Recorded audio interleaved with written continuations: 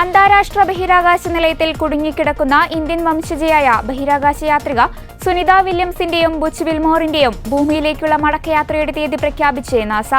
വരുന്ന തിങ്കളാഴ്ചയായിരിക്കും സുനിത വില്യംസിന്റെയും സംഘത്തിന്റെയും മടക്കം. 17-ാം തീയതി ഇന്ത്യൻ സമയം വൈകിട്ട് 6:35 ക്രൂ 9 ദൗത്യസംഘം നിലയത്തിൽ നിന്ന് പുറപ്പെടുക. കാലാവസ്ഥാ സാഹചര്യമനുസരിച്ച് ഈ സമയത്തിലും തീയതിയിലും മാറ്റം വരുത്തേണ്ടി വന്നേക്കാമെന്നും നാസ അറിയിച്ചു.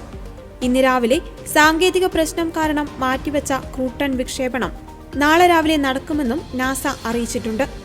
9 മാസത്തോളമായി ബഹിരാകാശ നിലയത്തിൽ തുടരുന്ന ഇരുവരെയും തിരികെ എത്തിക്കുവാൻ നാസയും ഇലോൺ മസ്കിന്റെ സ്പേസ് എക്സും ചേർന്നുള്ള ദൗത്യമാണ് ക്രൂ 10. 4-അംഗ സംഘമാണ് ക്രൂ 10 ദൗത്യത്തിന്റെ ഭാഗമായി അന്താരാഷ്ട്ര ബഹിരാകാശ നിലയത്തിലേക്ക് പോകുന്നത്. ഇന്ത്യൻ സമയം പുലർച്ചെ 4:56 ഈ വിക്ഷേപണം. 2024 ജൂൺ മാസം മുതൽ സുനിത വില്യംസും ബുച്ച് വിൽമോറും അന്താരാഷ്ട്ര ബഹിരാകാശ നിലയത്തിലുണ്ട്.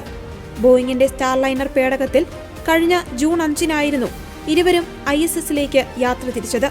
എന്നാൽ സ്റ്റാർലൈനറിന്റെ പ്രൊപ്പൽഷൻ സംവിധാനത്തിലെ തകരാറും ഹീലിയം ചോർച്ചയും കാരണം 8 ദിവസത്തെ ദൗത്യത്തിന് ശേഷം ഇരുവർക്കും നിശ്ചയിച്ച സമയത്ത് ഭൂമിയിലേക്ക് തിരികെ വരാനായില്ല.